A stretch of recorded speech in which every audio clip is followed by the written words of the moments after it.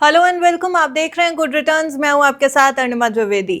23 मार्च 2026 gold में गिरावट 11,000 रुपए की और सिल्वर टूटता नजर आया 17,000 रुपए से ज्यादा।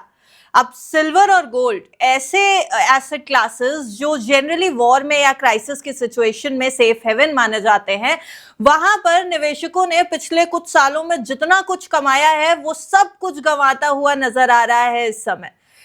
क्यों ये गिरावट हो रही है और ऐसी सिचुएशन में जब गोल्ड और सिल्वर को जनरली सेफ हेवन माना जाता है तो बढ़ना चाहिए, नहीं बढ़ रहे हैं, क्यों नहीं बढ़ रहे हैं, ये सब कुछ समझने की कोशिश करेंगे। अजय केडिया जी हमारे साथ यहाँ पर मौजूद हैं। Sir welcome to Good Returns. बहुत बहुत धन्यवाद मैं बुलाने के लिए।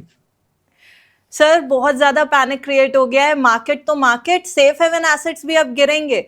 बाजार बुरी तरीके से क्रैश कर रहा है और जब ऐसी सिचुएशन होती है तो लोग जनरली सिल्वर का, चांदी, सोना इस तरफ रुख करते हैं, लेकिन इस तरफ रुख करने का भी कोई फायदा हो नहीं रहा है। बुरी तरीके से ये दोनों भी क्रैश करते हुए दिखाई दे रहे हैं। कब तक पैनिक झेलना पड़ेगा? बाजार के लिहाज से तो मिल ही रहा है, सेफ हेवन एसेट्स की तरफ से भी मिल रहा है।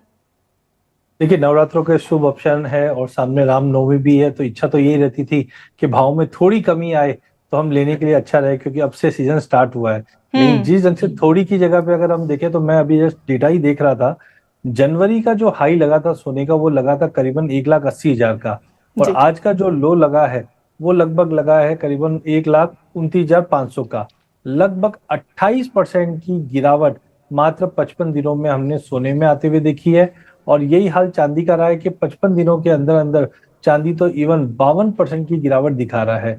तो मुझे लगता है कि एक करेक्शन तो ड्यू था काफी टाइम से, कि 2-2.5 साल से हमने तेजी देखी थी। डी डॉलराइजेशन, सेंट्रल बैंक की बाइंग, जियोपॉलिटिकल, ये सब चल ही रहा था। बट अचानक ऐसा क्या हुआ? तो मुझे लगता है कि 3 इंपॉर्टेंट ट्रिगर थे जिसकी वजह से ये गिरावट आई।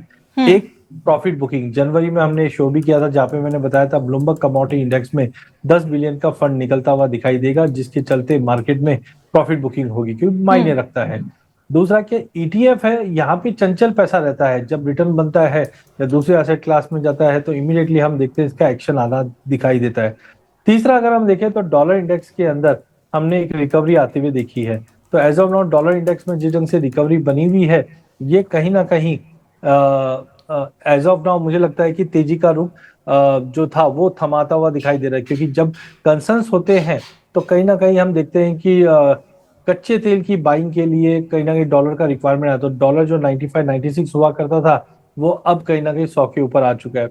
एंड लास्ट अगर हम देखते हैं यहाँ पे, जब सेल ऑफ आता है, आज दुबई में मेरा जैसे कुछ क्लाइंटों से इंटरेक्शन चल रहा था, तो वहां पे हमने देखा कि करीबन 30-35% प्रॉपर्टी के भाव में करेक्शन आ चुका है। क्रिप्टो में हमने करेक्शन देखा है, इक्विटी में करेक्शन देखा है। तो जो सेल ऑफ चौतरफा बना हुआ है उसकी वजह से कोई लेवाली नहीं है। तो ये टेम्पररी इंस्टेंट है। हमने ऐसा चीज रशिया यूक्रेन वॉर में भी देखा था। जब ऐसा सिनेरियो बना था तब इनिशियली तो हमने गिरावट देखी थी सोने चांदी में, फिर 6 महीने के बाद मार्केट चला था। तो टेम्पररी ये मुझे लगता है कि गिरावट और बढ़ते हुए दिखाई दे सकती है। टेम्पररी गिरावट मान करके चलें सोना चांदी की गिरावट को, तो सर अब short term long term outlook कैसा रहेगा गोल्ड और सिल्वर मार्केट की, अगर हम बात करें कमोडिटी मार्केट की? और इसके साथ ही साथ ये भी जानना चाहती हूँ सर, इंपॉर्टेंट टारगेट्स अब क्या है? ठीक है, अभी तो वॉल्टिलिटी ज्यादा है। पहला चीज आप समझे कि जब तक वॉर खत्म नहीं होती कुछ भी बोलना बहुत डिफिकल्ट है। बिकॉज वॉर कंप्लीट होने के बाद फिर हमें समझ में आएगा कि कहाँ पे स्टेबिलिटी आ रही है, क्योंकि ज्यादा करके हम देख रहे हैं कि 6 महीने के बाद मार्केट में रिएक्शन है। अभी तो सेल ऑफ चल रहा है। तो मुझे लगता है इंटरनेशनल में इस वक्त अगर गोल्ड देखे तो करीबन 5250-60 के आसपास, 4250 के आसपास चल रहा है। जो दबाव में जाता है तो मुझे लगता है 4,000 से लेकर 3,850 तक का लेवल दिखा सकता है। मतलब प्रेशर तो है, थोड़ा बहुत रिकवरी करी। चांदी 70 के नीचे आ चुकी है, और आज इनफैक्ट मॉर्निंग सेशन में तो हमने देखा कि चांदी नीचे में करीबन $61 तक टच कर गई थी। तो यहाँ पे भी मुझे लगता है $50-52 तक का लेवल मिल जाए, लेकिन अभी यहाँ से थोड़ी बहुत रिकवरी मिल जाए। बट कुल मिला के मुझे अगला 1.5-2 महीना तो गिरावट दिखा रहा है। अगर इसके बेस की बात करें डोमेस्टिक मार्केट में, तो पहला, रुपए की गिरावट के चलते हमारे यहाँ पे उतना फॉल नहीं दिखेगा जितना इंटरनेशनल में। बट फिर भी मुझे लगता है गोल्ड अगले, अगर हम दिवाली तक की बात करें तो बॉटम टू बॉटम 1,15,000 का लेवल दिखाई देता है, और हायर साइड पे वापस 1,54,000 का लेवल। चांदी की अगर बात करें तो नीचे में 1,75,000 तक का बॉटम बनता हुआ दिखता है। जबकि अगर रिकवरी बनती भी है तो मार्केट ऊपर में 2,60,000 के आसपास का एक हायर साइड रहेगा। तो कुल मिला के थोड़े और पैनिक बाकी है। लेकिन 15-20 दिन के अंदर जो आ जाएगा वो आ जाएगा। उसके बाद मार्केट एक टाइम करेक्शन में, मतलब एक सीमित दायरे में ट्रेड करता हुआ दिखाई देगा नई तेजी से पहले।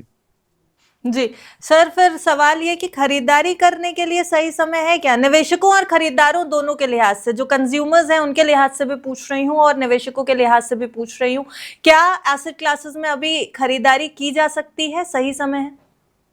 देखिए, जो कंज्यूमर है उनको तो करना चाहिए, बिकॉज आप ये देखिए, मैंने कभी भी कंज्यूमर के ना नहीं किया है। 2 लाख था तब भी बोला हूँ, 3.5 पे भी बोला हूँ, बिकॉज आप जब ले रहे हो तो 4 साल के व्यू के हिसाब से ले रहे हो। हाँ, इनकेस अगर आपने ऊंचे भाव में लेके भी रखा है तो ये भाव अच्छे हैं, फिजिकल में आप जाइए और उसको और लीजिए, इनफैक्ट और डिस्काउंट में मिल जाएगा आपको। लेकिन हाँ, निवेश के लिए आपको ये समझना है कि मुझे अगले 12 महीने में क्या रिटर्न मिलेगा, वो इंपॉर्टेंट है। तो आज हम देख रहे हैं इक्विटी के वैल्यूएशन अभी भी अच्छे हैं, नो डाउट जीरो नहीं होंगे सोने चांदी, बट अभी पैनिक था। लेकिन हाँ, अभी जो ये 50% की गिरावट चांदी में आ चुकी है और करीबन 27% की गिरावट सोने में आ चुकी है, थोड़े अट्रैक्टिव जरूर बन जाते हैं। बट लेवल वाइज देखें तो मुझे सेम वो 1,15,000 से 1,20,000 का लेवल गोल्ड में और चांदी में 1,75 से 1,80 का लेवल दिखता है। वो एक सेफ लेवल रहेगा वहां पे एंटर करने के लिए। ओवरऑल इस बार का जो व्यू रखोगे वो कम से कम 1.5-2 साल का व्यू लेके चलना है, ऐसा नहीं हो कि 1.5-2 महीने का रहे। वॉलेटिलिटी थी, अब वो खत्म होते हुए दिखेगी। जी सर, लेकिन सवाल ये कि ये जो तेजी खत्म हो रही है, जो पैसा निकल रहा है बेसिकली, अगर सोने और चांदी जैसे एसेट से पैसा निकल रहा है तो ये पैसा जा कहाँ रहा है? क्योंकि बाजार भी गिर रहा है, बाजार में भी बिकवाली भारी है, एफआईआईज तो बिकवाली कर ही रहे हैं, डीआईआईज भी बहुत ज्यादा खरीदारी नहीं कर पा रहे कंपैरिजन में, तो बाजार गिरा हुआ है, बाजार से भी बिकवाली हो रही है, सोने और चांदी से भी बिकवाली हो रही है, तो ये पैसा आखिरकार जा कहाँ रहा है? नहीं, यही ढूंढना बहुत मुश्किल है, क्योंकि जैसे पहले हम देखते थे क्रिप्टो में चले गए, क्रिप्टो भी कम से कम हायर साइड से 50% की गिरावट दिखा चुका है। बॉन्ड यील्ड एक ठीक है बढ़ रहा है, बट डॉलर में भी ऐसी कोई बाइंग दिखी नहीं है।